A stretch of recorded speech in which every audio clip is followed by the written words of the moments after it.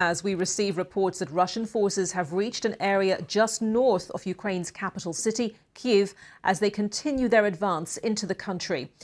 This is video from social media today appearing to show Russian armoured vehicles driving through the residential district of Obolon to the north of the city centre.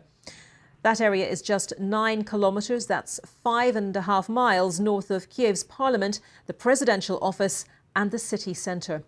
Authorities, meanwhile, have told residents there in Obolon to stay off the streets as they say active hostilities are approaching. We've also had reports of a plane wreckage after a Russian aircraft was reportedly shot down over Kiev last night. Several people are said to be injured. And martial law has been imposed across Ukraine, with men aged 18 to 60 barred from leaving the country.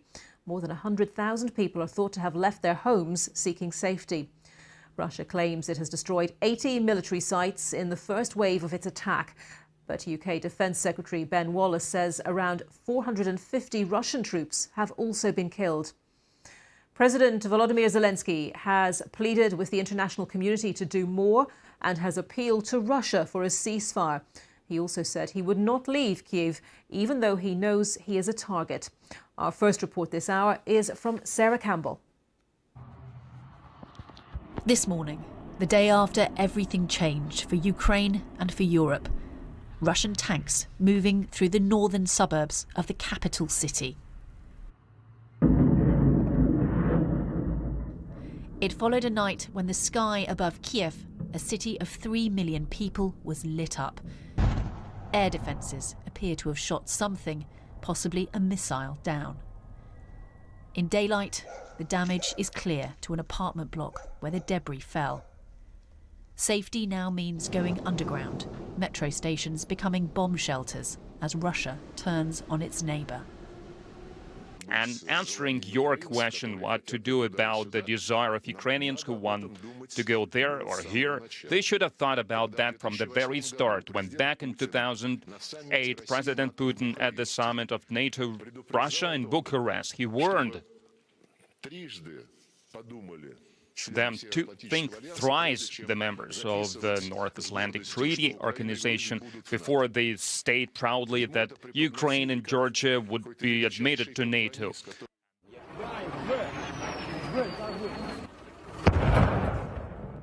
On Thursday, the full force of the Russian military was released. From the air came planes, helicopters and missile strikes. On the ground, tanks rolled across the borders to the north and to the south. From occupied Crimea, seized 8 years ago, Russia gained ground, as it did advancing from Belarus. The site of the Chernobyl nuclear disaster has now changed hands. Ukraine is on its own, President Zelensky warned.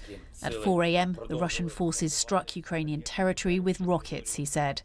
They say that civilians are not a target. It's a lie. The reality is that they don't differentiate between which areas to attack. An attempt on a lightning strike on Kiev appears to have been thwarted. An airstrip just outside the capital was captured by Russians arriving by helicopter, then taken back in fighting by Ukrainians later in the day. Having long believed that this was unthinkable, the streets heading west out of the capital city quickly filled with people desperate to leave. They may soon be crossing into the European Union. Under attack from the north, south and east, how long can Ukraine hold out? Sarah Campbell, BBC News.